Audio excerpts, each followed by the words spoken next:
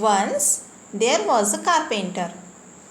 He had been working for the building contractor for the last 20 years. He was very honest and sincere to his work. One day he thought that I have earned lot of money so far.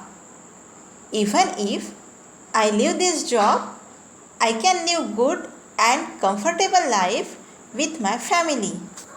That's why he decided to quit the job and to spend time with family. The next day, he went to his employer and said, "Sir, I want to leave this job. So, please accept my resignation and allow me to leave the job. Now, I want to spend time with my family." Hearing this, the employer felt very bad. Then he said, "All right, if you really want to leave the job, then I will not stop you.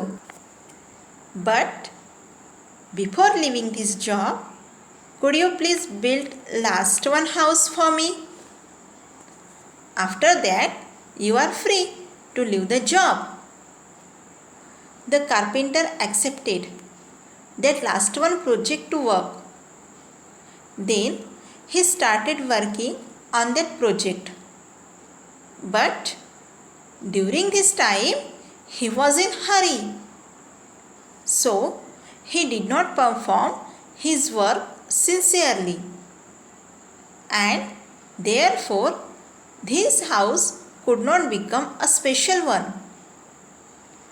After building the house, he went to his employer and said, "Sir, work is done. Now please accept my resignation and make me free from the job."